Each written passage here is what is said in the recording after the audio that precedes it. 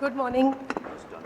Mr. Jyotiraditya Scindia, Minister of Communications, Development of Northeastern Region, Government of India. Ms. Suneeta Reddy, President AIMA and Managing Director Apollo Hospitals Enterprise Limited. Mr. Sunil Kant Munjal, Chairman of AIMA's 10th National Leadership Conclave and Chairman the Hero Enterprises. Yezdi Nagpurwala, Chief Executive Officer, KPMG in India. Ladies and gentlemen, it's a real pleasure to have you all with us this morning for a very special National Leadership Conclave, the 10th in its series. Thank you for joining us in a session with one of India's most distinguished ministers. Honorable Minister, it is a pleasure to have you, and many thanks for joining us today and for agreeing to address the National Leadership Conclave. May we welcome him with a warm round of applause. You are a most accomplished minister, and under your leadership, India's communication sector is becoming a leading driver of growth and innovation in the country. You are transforming the northeastern states into a vibrant economic hub. AIMA is privileged to have you as a friend, and we are looking forward to hearing your address on an audacious India's claim on the leadership of Asia and the larger world. Suneeta, Mr. Munjal, it is a pleasure to have you, and thank you for joining us in this special session with Mr. Scindia. Yezdi, great to have you with us, and thank you for agreeing to introduce the AIMA KPMG Management Capability Development Index for India 2024. Ladies and gentlemen, AIMA's National Leadership Conclave is a powerful platform to project India's leadership thinking about the country's progress and prospects. And this NLC is focused on the next version of India with high and responsible growth and world-leading innovation. As India grows in economic capacity and geopolitical influence, India can afford to be audacious in its ambition and assume regional and global leadership in a disorderly world. India's rise has coincided with the ambivalence of the US about its economic and security involvement in Asia, which has created room for India to step in and fill in the emerging leadership vacuum in the region. India's rise has also closely followed the rise of China, which is flexing muscle to be the top power in Asia. The world is looking towards a more reasonable India to lead Asia, and India has the potential to anchor economic growth, trade security, and climate safety in the region and beyond. We are looking forward to hear the Honorable Minister's vision for an audacious India that can be the paramount power in Asia. In this session, we will also present the AIMA Managing India Award for Business Leader of the Year. We will also confer AIMA fellowships and present AIMA's annual awards for creativity and innovation in the MSMEs and the best management article in Indian Management Journal. We are grateful to the Honorable Minister for agreeing to felicitate AIMA fellows and awardees. The 2024 AIMA KPMG Management Capability Development Index for India is ready, and the Honorable Minister has kindly agreed to release the report. This study is a unique measure of Indian management's capacity and competitiveness, and it helps business leaders benchmark themselves against the national metrics. I'm sure you will enjoy reading the report. With these words, a very warm welcome once again to all of you. I now invite Ms. Suneeta Reddy to deliver the welcome address. Thank you.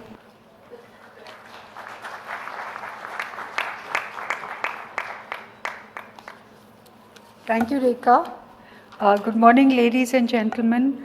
Mr. Jyotiraditya Scindia, Minister of Communications Development of the Northeast Region, Government of India, welcome. Sunil Kant Munjal, Chairman of AIMA's 10th NLC and Chairman of the Hero Enterprise. Rekha Sethi, Director General of AIMA, ladies and gentlemen. It is indeed a pleasure to welcome you to a very special session today. Mr. Scindia, it is indeed a great privilege to have you with us. We've had you last year as Minister for Civil Aviation, and today India has become the third largest aviation hub. So proof of your success and I think a tribute to the work that you've done, that now you are today in charge of the Northeast as well as telecommunications, and crucial to develop this strategy for India to become audacious and very important in this next decade. You are definitely one of the most versatile ministers that we have come across in the Indian spectrum, and you bring unusual competence to the ministry that you lead. Sunil and Rekha, always a privilege to have you. Sunil, you are an entrepreneur, a businessman, and chairman of Hero Enterprises. Thank you for being here and being the leader of this NLC today. I also warmly welcome the winners of AIMA awards and the recipient of the AIMA fellowship who would be felicitated during this session. Ladies and gentlemen, as you know, the world just can't seem to take a break. There have been tectonic shifts that we are witnessing across the world. Among these are shocks from wars that surround us, pandemics, and of course, very importantly, climate change. Slower moving secular trends that we sometimes are unaware of, an aging population and declining productivity. But with advances in science and technology, this is also an opportunity for India, an opportunity that truly gives us a time to be audacious in the way that we think. India is probably one of the few countries that still has a very ambitious target of becoming the third largest economy in the world and is currently growing at 6.5%. But India has huge advantages. And today we have with us our Minister Jyotiraditya, who is in charge of a very critical area. As you know, the northeastern states, the seven sisters, as we call them, is where there is huge potential for development. When you think of the northeastern states, we think of skilling, we think of the opportunity for tourism, and definitely these are areas that must be exploited and used not just for India, but for the rest of the world. But beyond that, geographically, it is a very important place in the sense that it is surrounded, the 6,000 kilometers at the borders are areas that are very sensitive for India's defense as well. As we think of the Northeast, we understand that skilling and tourism have been at the forefront, but the opportunity to do so much more and to build a trading hub from the Northeast to look at the minerals that are there, I think the potential is enormous. But it is also very critical because it is connected to what is known as the Siliguri corridor or the chicken's nest to the rest of India. And on each side we have Bangladesh on one side. We're just 100 kilometers away from China and Bhutan. And with this narrow 22-kilometer width of connectivity poses a huge challenge. But if we overcome that challenge, it creates an incredible opportunity to create another economic hub. And I think we're very fortunate to have with us Mr. Jyotiraditya, a Minister for the Northeast and Telecommunications, to do this. In the field of telecommunications, India has never lagged behind. We have 95 million subscribers. The cost of 1 GBP of data in India is only 16 cents when compared to $2.39. The largest volume of UPI transactions happening through the telecommunications center. And most importantly, I think the ability to leverage this sector to create commerce, to drive investments where we've had $621 billion of investments in this sector in a year where it looked like it would be a very meager year. It still was outstanding.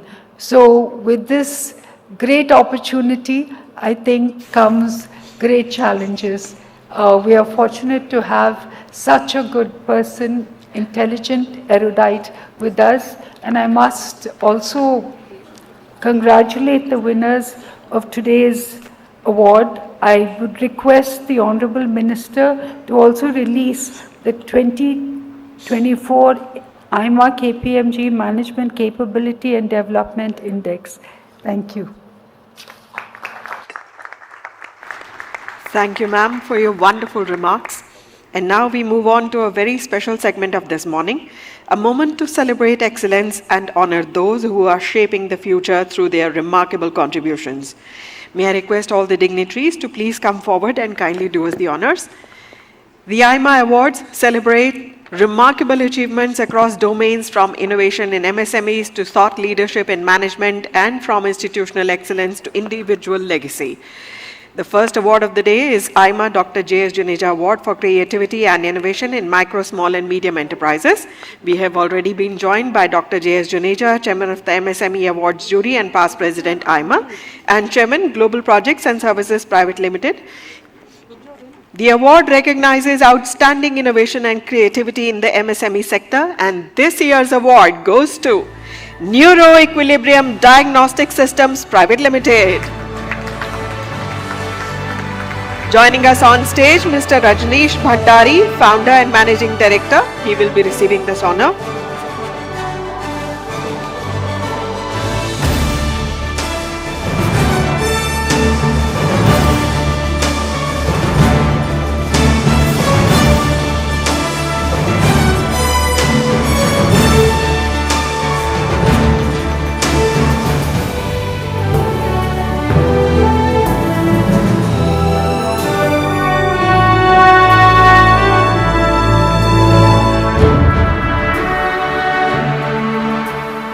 Our heartiest congratulations, sir.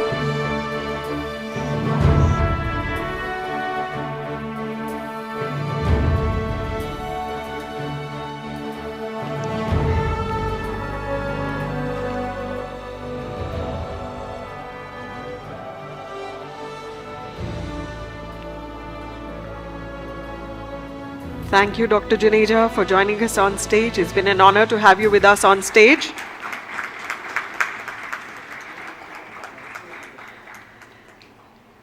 Our next award is the AIMA Dr. Ram Taneja Award for Best Article in Indian Management. This award honors thought leadership and intellectual excellence in management writing in AIMA's management journal, Indian Management. The award is jointly presented to Professor Dr. Rashmi Bhatia, Dean Academics, Jaipuria Institute of Management, Professor Dr. Arun Bhatia, Senior Consultant and Advisor, Founder and CEO, 4+ Management Consulting, and Professor Dr. Devendra Narang, Director, Jaipuria Institute of Management. However, unfortunately today, Dr. Devendra Narang could not join us. Heartiest congratulations to you all for your article on Beyond Support to Active Co-Creation. A big round of applause please for these outstanding contributions to the world of management thinking.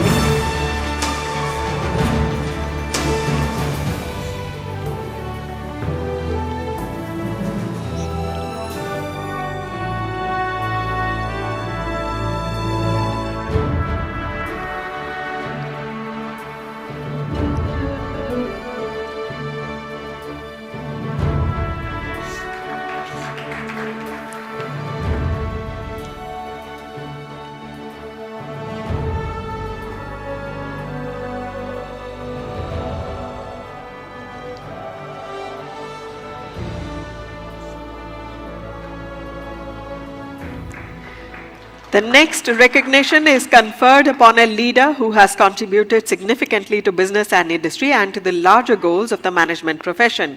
This year, AIMA Fellowship is presented to Mr. Kamal Bali, President and Managing Director of Volvo Group, India. Please welcome him on stage with a huge round of applause.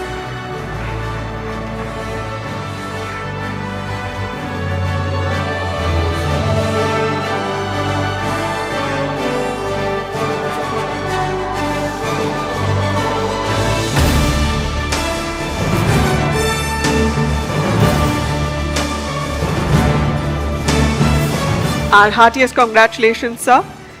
AIMA also confers a special honor, one distinguished leader and long-standing supporter of AIMA's mission, and AIMA is pleased to present its honorary life fellowship to Mr. Srinivas V. Dempo, past President AIMA and Chairman Dempo Group of Companies, for his contribution to AIMA as its President during 2022-2023.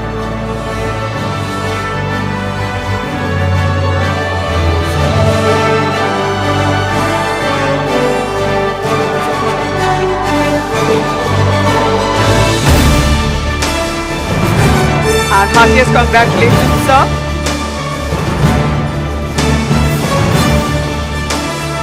We now come to the presentation of the AIMA Managing India Award for Business Leader of the Year. The award honors exemplary leadership and transformative impact on the Indian industry. May I invite Ms. Aparna Kumar Ahuja, Executive Vice President, Head, Corporate Brand and Communications, Jilders Steel and Power, to read the citation. I request the honorable dignitaries to please kindly stay with us center stage. Good morning, everybody. It's an honor to introduce this award. An astute and agile business leader, he has led a phenomenal turnaround of Tube Investments of India and built it into a successful mobility and financial services group.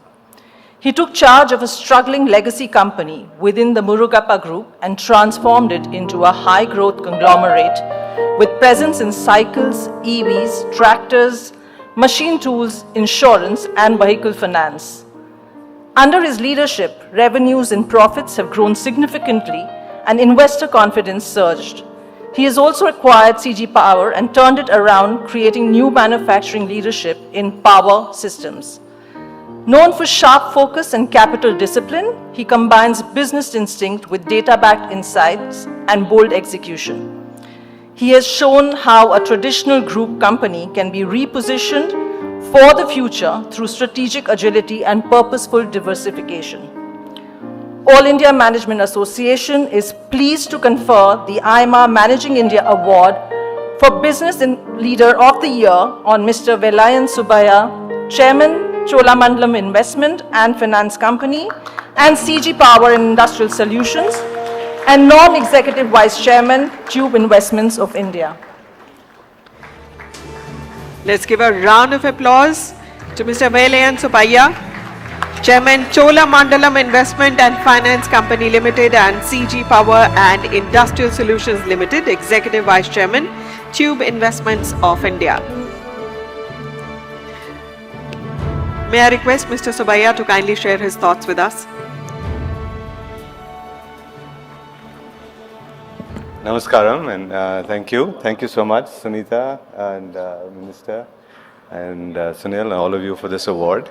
I really appreciate it. I like the agenda and the theme for today, which is how we can become the most audacious superpower in Asia. And I think it's a very relevant theme for what India should be thinking of today.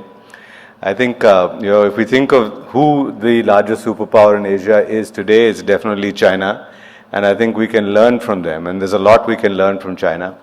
The biggest areas that we really can, I think, learn from is how well China has coordinated all of their activity between business and government, right? We think of them as, kind of a non-democratic nation, but the level of coordination they have between government and business and pretty much everything they do is phenomenal. And if you think of the way that they've systematically progressed their 5-year plans, both at the government level and the business level, I think there's a lot we can learn from there in terms of implementing how we can do that in India as well.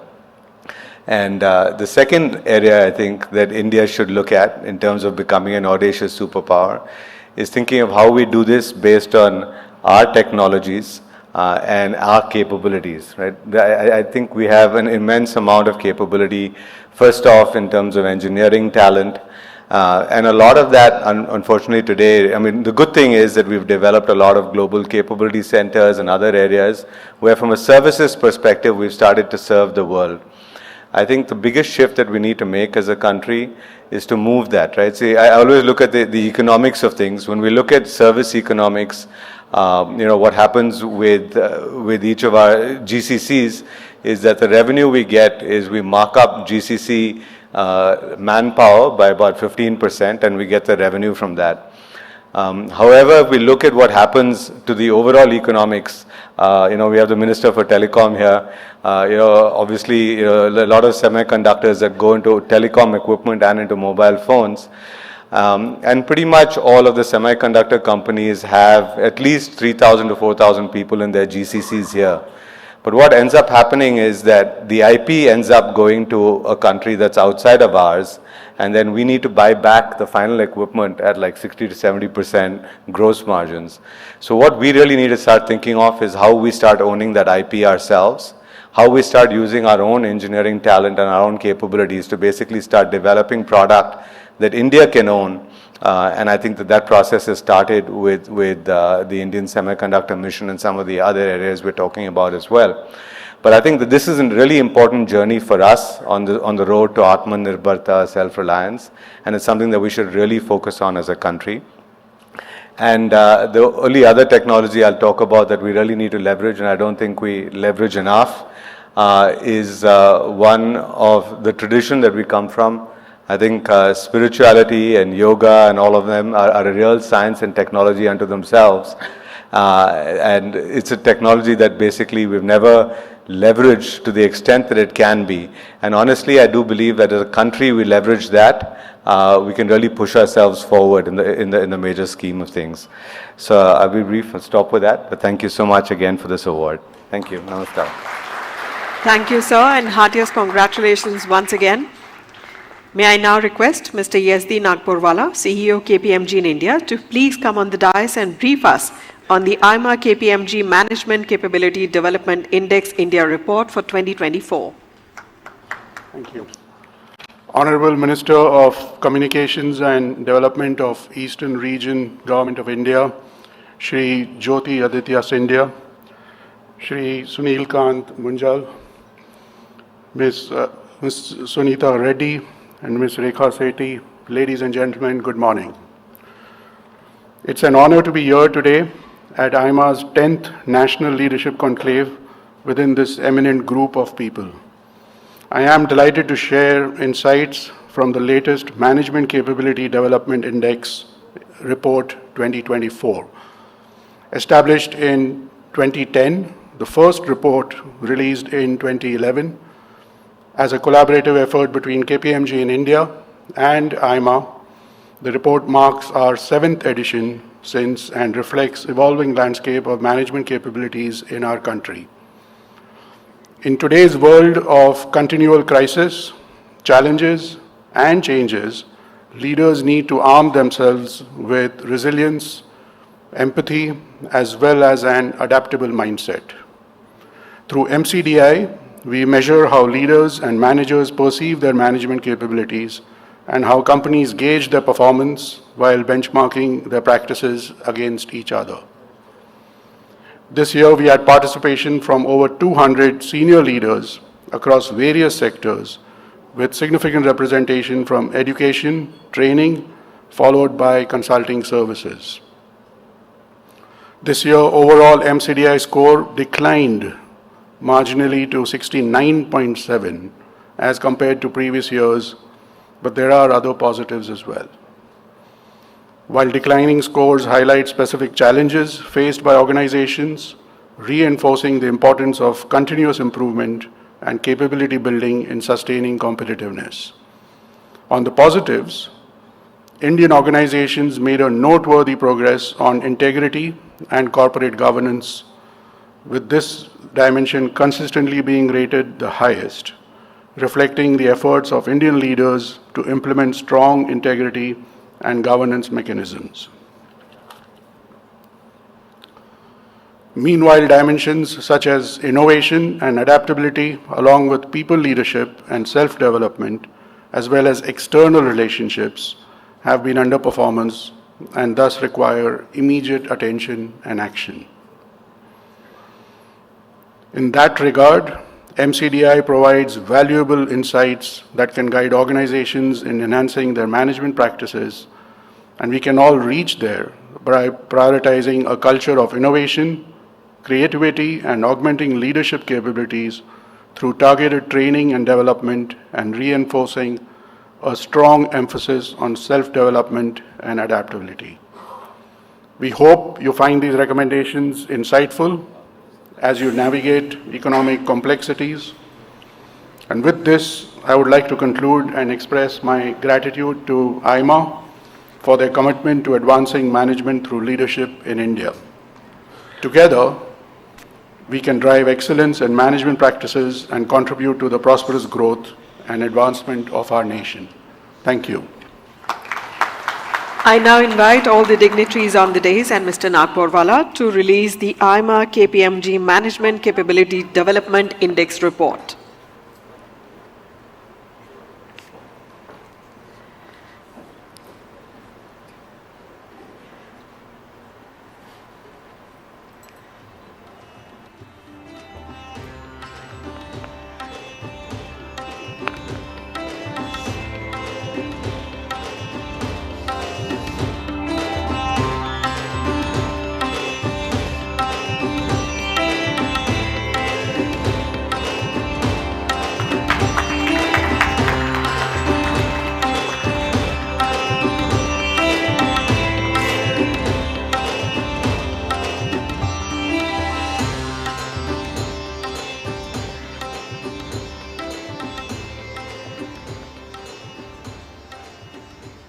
Thank you, Mr. Nagpurwala.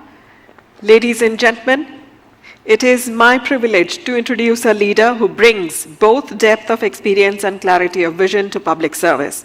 With a strong academic background, global outlook, and a deep connect with the people, he represents the blend of tradition and modernity that defines India's leadership today. A dynamic parliamentarian and a forward-thinking administrator, please welcome Shri Jyotiraditya Scindia, Honorable Minister of Communications and Minister of Development of the Northeastern Region, Government of India.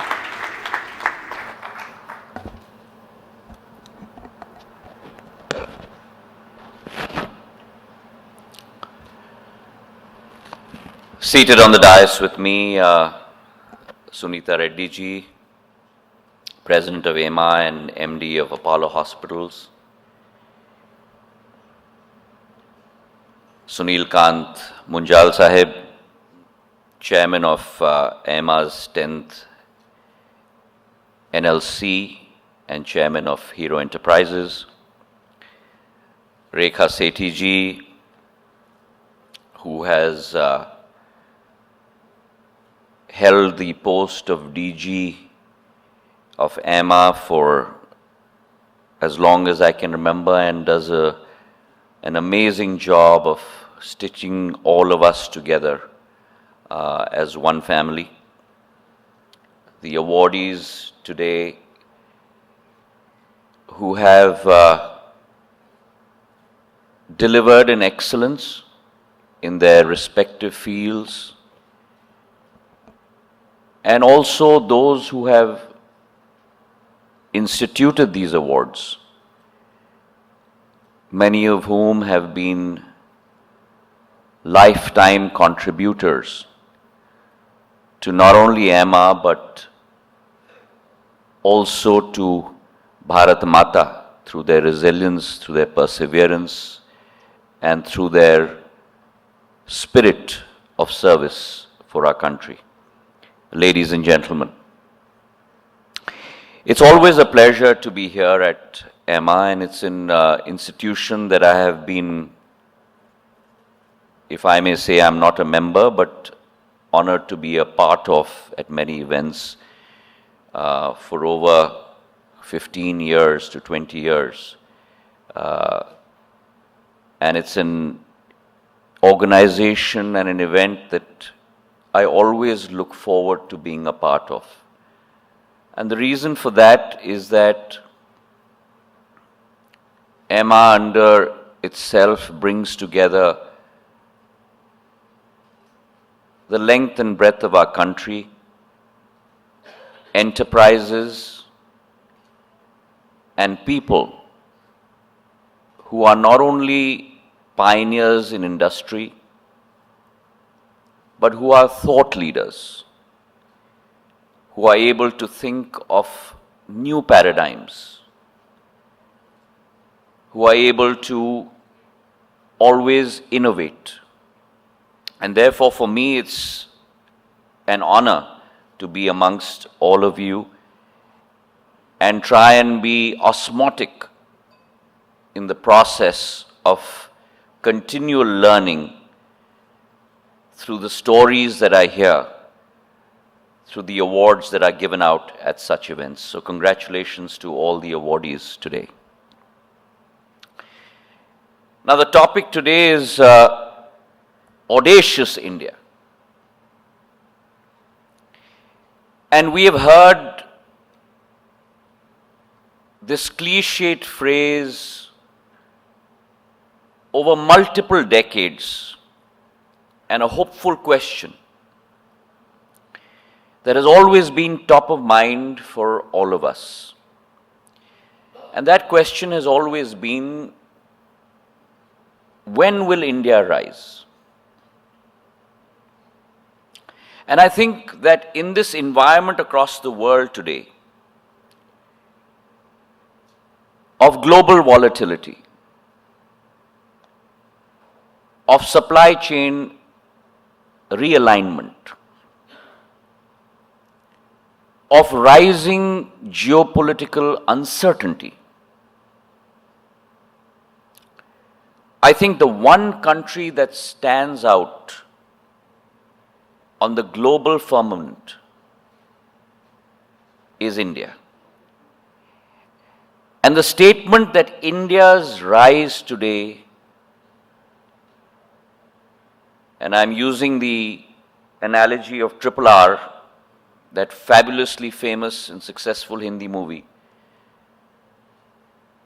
is real.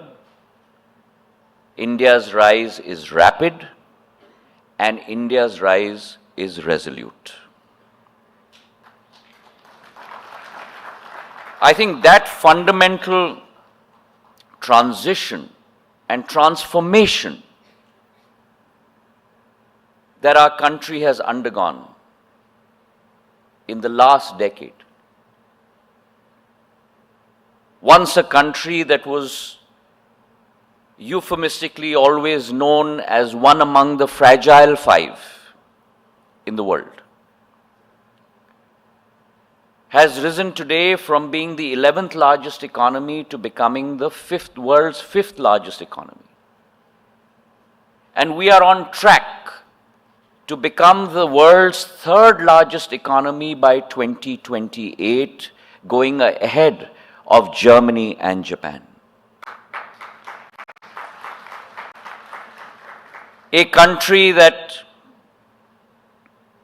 is today close to $4 trillion, will grow to $5 trillion by 2028, grow to $6 trillion by 2030.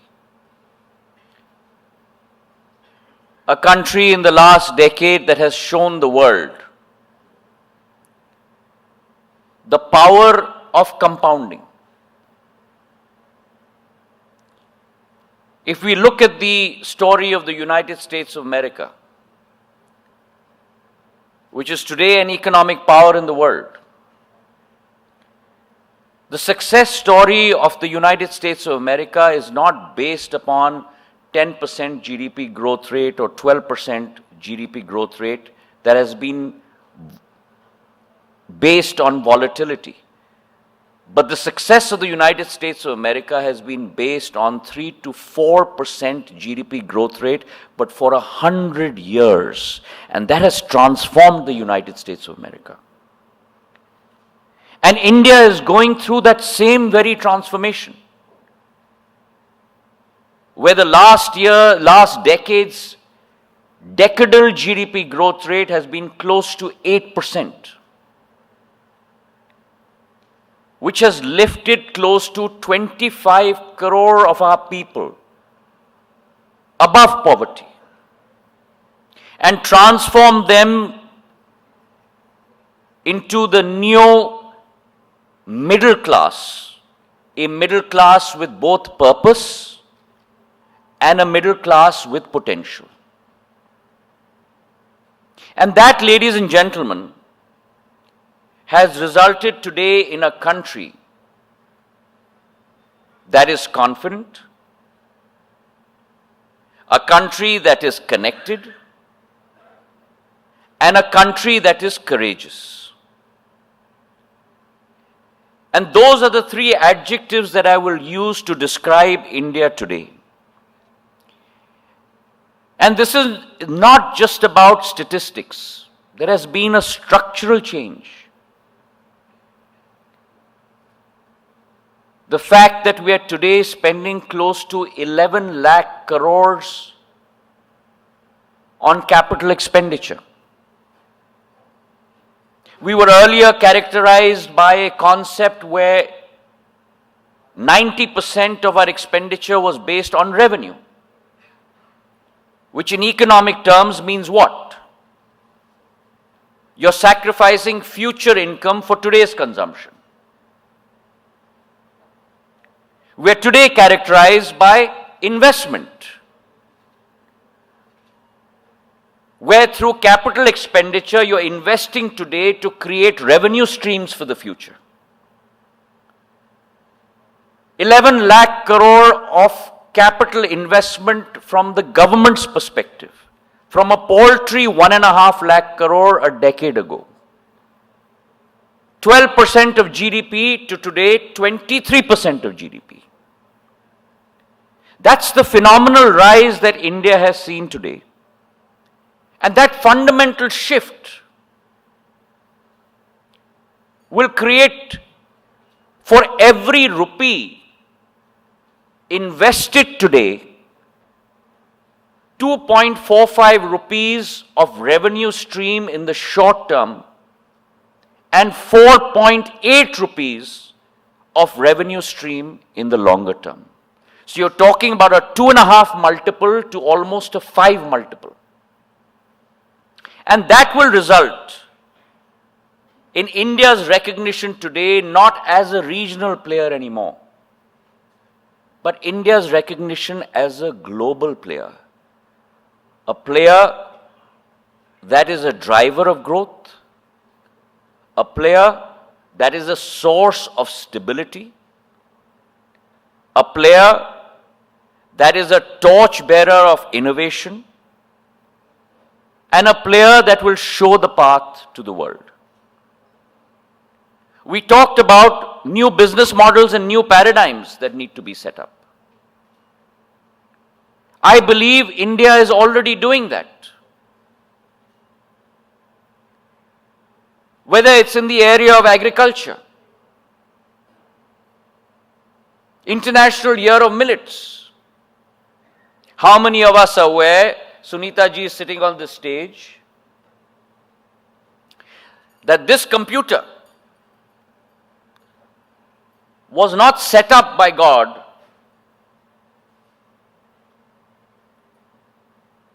to process processed food.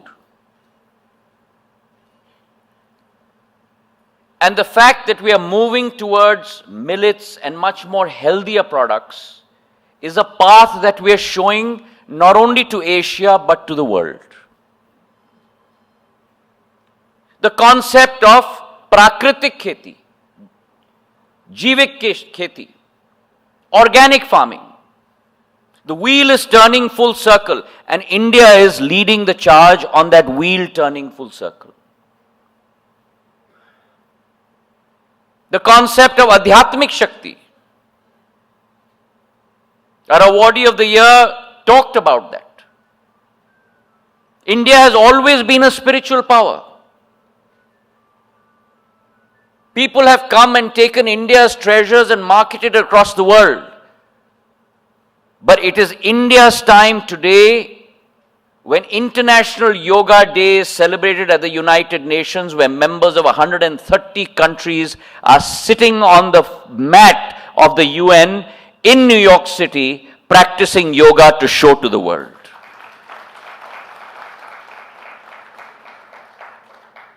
It is not about only bottom lines.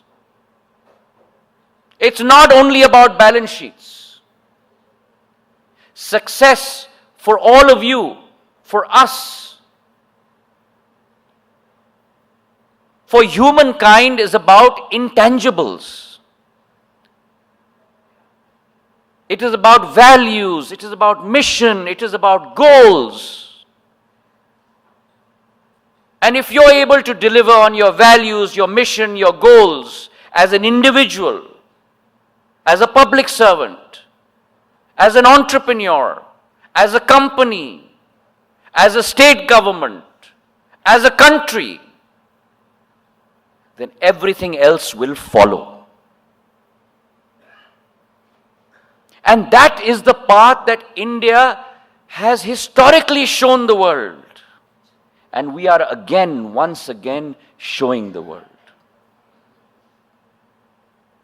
We talked about IP. Yes. But IP is not only limited to hardware.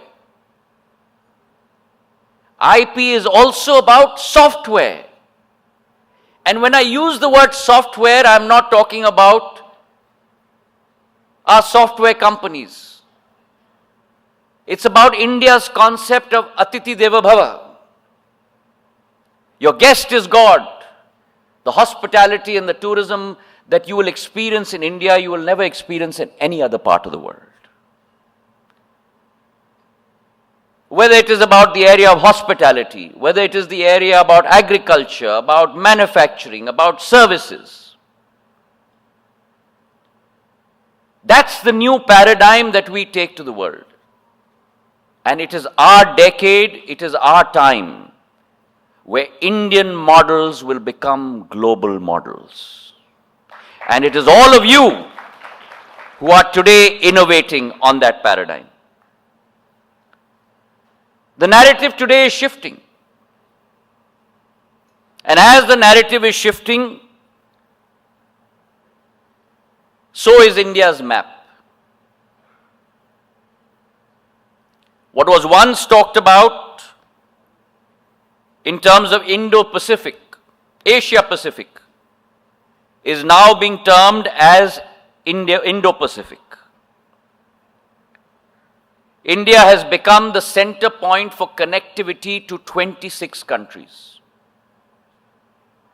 And there will be a time in the next decade where all trade routes will go through India, just as they did 1,000 years ago. We talked about the Northeast. The Northeast is a pivot and a strategic area not only for India alone. It is the only connector for the global Southeast Asia to the rest of the world. And if we go back 1,000 years, all trade routes from all of global Southeast Asia used to go through the Northeast to the rest of the world. And under Prime Minister Modi's leadership, we will construct that paradigm again. In the last 10 years,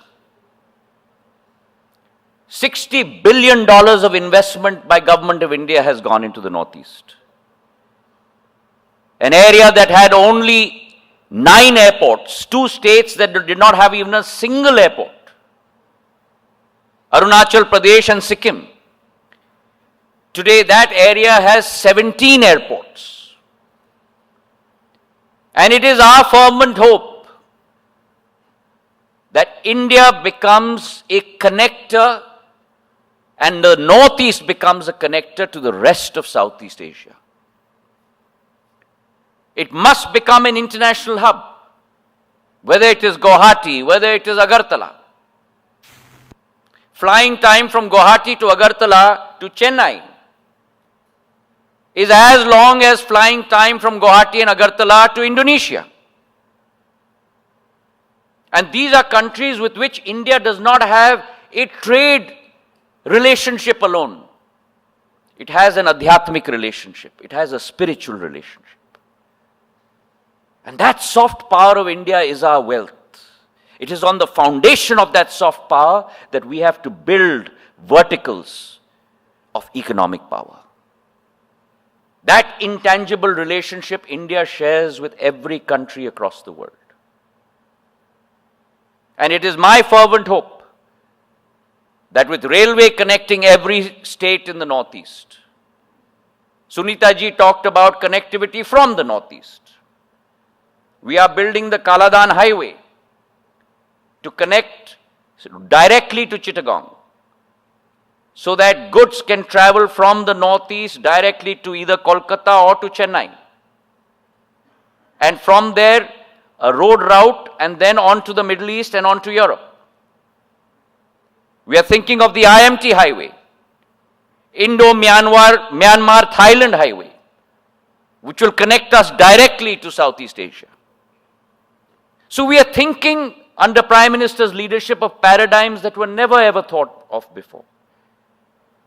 And the capability of the Northeast. Today, one of the first fabs that are coming up in our country, Tata's 27,000 crore fab is being put up in the Northeast. We built 45,000 kilometers of highways, 5,000 kilometers, 45,000 kilometers of rural roads, 5,000 kilometers of national highways. 6,500 villages have been connected by 5G. Which brings me on to the next biggest connector in our lives, which is the area of telecom. And I firmly believe that if today leadership is about vision, then infrastructure is about delivery. And if leadership is about vision, infrastructure is about delivery, then technology is the enabler. And today, India stands out. We had the fastest 5G rollout in the world.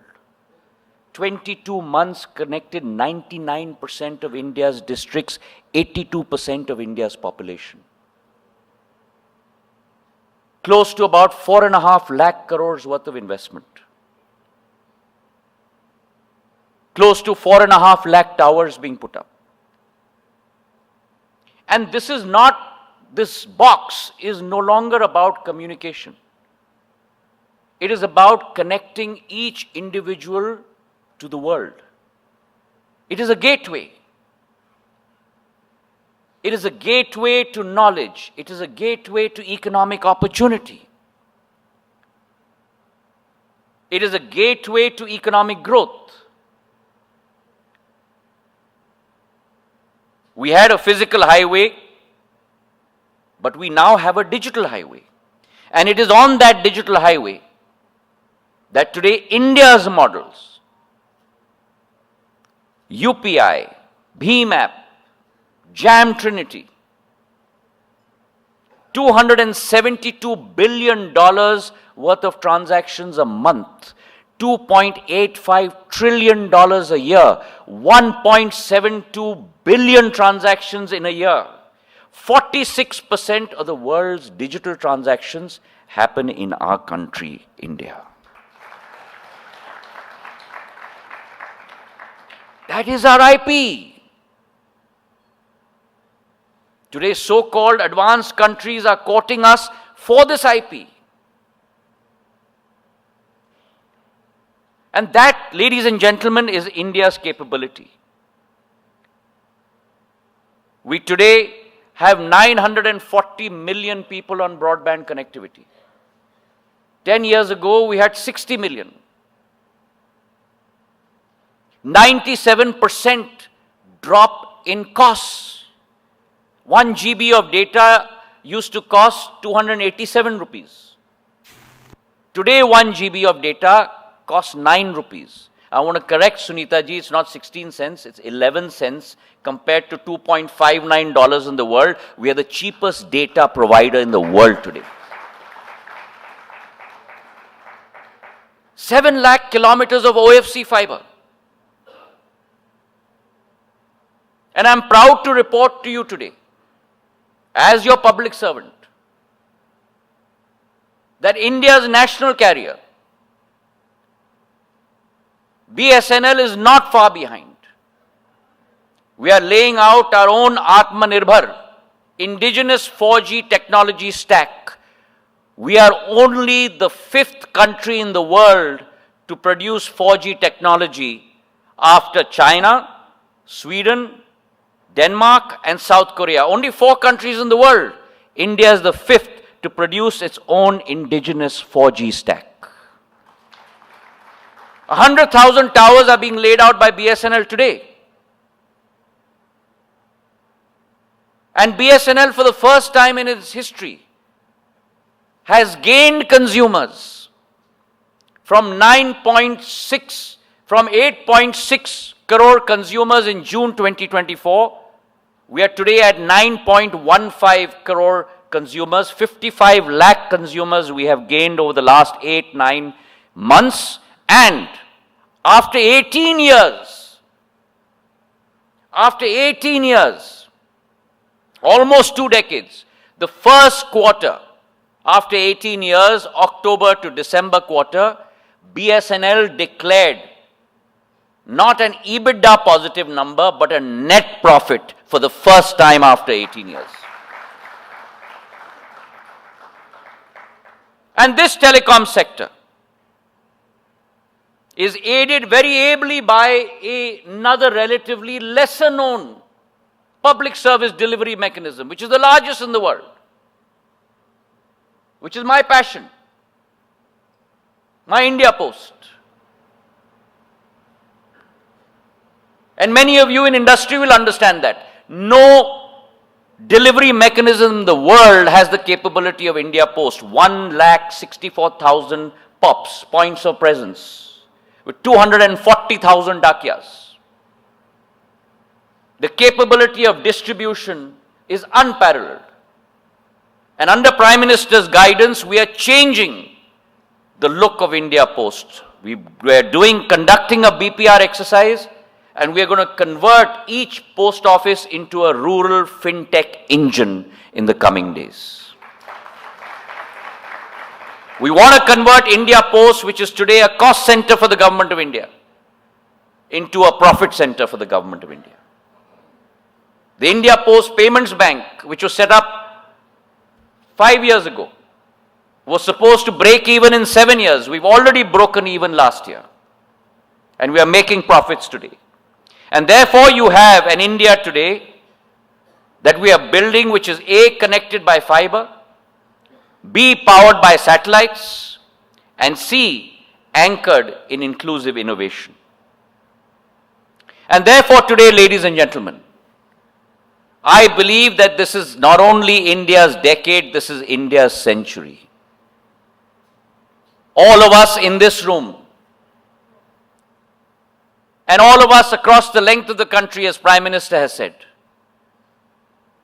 we have to commit ourselves to the resolve of ensuring that a Bharat that used to be Vishwa par Nirbhar, a Bharat that used to be Vishwa par Nirbhar, a Bharat that in the last decade has become Atmanirbhar, a Bharat that used to be Vishwanirbhar, a Bharat that has become Atmanirbhar, must transform itself into a country where the world looks at Bharat, Vishwa, Bharat pe Nirbhar. That has to be our commitment and our resolve. And in our yatra, from our Amrit Kal to our Shatabdi Kal, we have to transform our country as a collective. Each one of 140 crore Indians committing ourselves to that yagna, if you may call it. जिस यज्ञ में हर भारतीय अपनी आहुति दे. That yagna has to be conducted by each one of us into a nation that is a story of a country that is reclaiming its place on the global firmament that we had 2,000 years ago. A country that was once defined by potential into a country that is today defined by performance. From our digital highways to our Himalayan frontiers, from our Himalayan frontiers to our economic corridors and our democratic conviction, India is not just rising, but India is setting the pace and setting the future for the world in the days to come. And therefore, ladies and gentlemen, we must march forward audaciously. We must march forward aggressively, but we must also march forward together from a Viksit Bharat into an audacious India. Thank you very much. Thank you, Honorable Minister, sir. Your words have not only shed light on the immense opportunities before us, but have also stirred a sense of responsibility and purpose. I now invite Conclave Chairman, Mr. Sunil Kant Munjal, to deliver his concluding remarks.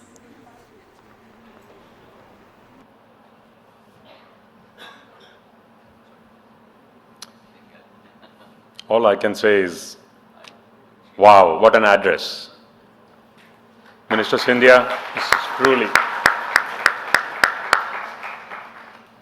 You know, we had a discussion while we were designing this session as to who would be the appropriate person to speak about India's ambition and our audacity and our ability. And I'm absolutely delighted and glad that we picked you, because this was a complete, comprehensive view of what's going on, why it is happening, and where we hope to get to. So thank you very much. It is, as you said, a turbulent world right now. It is a world that's kind of tearing itself apart. After almost 8 decades of trying to build a global village, it has now suddenly become my country first, my people first, my jobs first. And I think that's where India's philosophical outlook, India's cultural strength comes in. When we work to grow India, we are a non-threatening growing country. Whereas many others, as they've grown, have scared many parts of the world at saying, I don't know what this means for me as it grows. And that's one part of the beauty of the growth that we have seen in India is everybody's not only cheering us on, see this as a part of the growth of their value chain, because we see ourselves as a part of the global value chain. We have a history that is longer than most others. We are a nation that has been looked at as a nation of possibilities. But for a long time, we had this beauty of being able to disappoint the optimist and the pessimist. India's greatness was often discussed in its long distant past or its potential and possibility. It is a delight to be around, alive and available today in India to see this mission that suddenly India is on. And I use the word suddenly carefully. When I'm saying suddenly, I don't mean overnight, but the shift that has taken place in the last centuries and then in the last decade. It's been an absolutely wonderful experience. We have, by the way, to be careful, we have not yet got where we need to get to. But that the path is the right one, it's very clear. The spark is the right one. And the spirit is both willing and wanting. I want to thank all of you who participated so far in the earlier sessions and who will participate in the rest of the NLC. I want to compliment and congratulate the award winners and Taneja Saab and Juneja Saab for instituting these awards, to Velayan for being well-deservedly selected as the Entrepreneur of the Year, as he has got kind of used to now because this is not the first award he's getting. But from AIMA's side, you will note that the words used in the citation were a little bit different, Velayan, from what you heard in the others. Because we are looking at holistic management. As a nation, what is it we need to do? We need to lift all of India. Because the top of India is very able, very global and very able to take care of itself. But the beauty of India lies in the rest of India as well. The middle class, which is very aspirational, which has tasted success, wants to do more. But there is another part of India below, which at this moment is looking for guidance, support and help. And initially, when the government started giving free food grain to 850 million people every month, there was a crib and a complaint that this is a political tool. The reality is that this was actual need. Now, if you see, those individuals are able to focus on doing other things for themselves, their families, and truly building economic opportunities for themselves. One of the big challenges, and by the way, I do believe that you should always plan and aim beyond your means. That is the only way to get growth which is beyond what you're doing today, and that is why we need to be audacious in our goals. Not in our attitude, not in our language, but in our approach to how we actually look at growth. And we have this wonderful possibility right now, because the world sees us as a friend. We are a unique country which, in the middle of wars going on, was able to buy oil from Russia and have conversations with Ukraine. We have been friends with Palestine, and Israel is a friend of ours. It is, of course, as Prime Minister Modi said, not a time for war. We do need to find a way to repair this, to put a balm on this bitterness that is afflicting the world right now. There is a lot for us to do. First, for ourselves and the nation, and I'm glad, Mr. Minister, you spoke about not just India being dependent on the world, but making parts of the world dependent on India by doing the right thing. And I think that's a positive approach that we have taken, and I think that's the ambitious, audacious, big goals that we need to focus and aim for. It truly is a century which we can make our own, but we have to make it work, to make it our own, and each one of us has a role to play in our own way, no matter what we do, no matter which part of the country we are in or which part of the world we are in. Because for a long time, Indians going overseas was seen as a brain drain. Today, it is seen as India's brain bank sitting across the globe. Many of them are supporting or initiating ideas, ventures, enterprises, or simply doing philanthropy. Each one of them has a role to play. As there is for all of us who have tasted some success, it is important and critical to reach beyond ourselves, to help support the system, parts of the system which cannot support themselves, whether it is in education or healthcare or clean drinking water or gender issues or skilling or training. We know where the challenges lie. So let's reach out beyond ourselves, not just building our own enterprises, but helping support those who also need this help at this moment. Suneeta, thank you for leading AIMA and for giving us your wonderful ideas. Rekha, thank you for putting all of this together. Ladies and gentlemen, join me in thanking the Minister once more for an absolutely outstanding address. Thank you.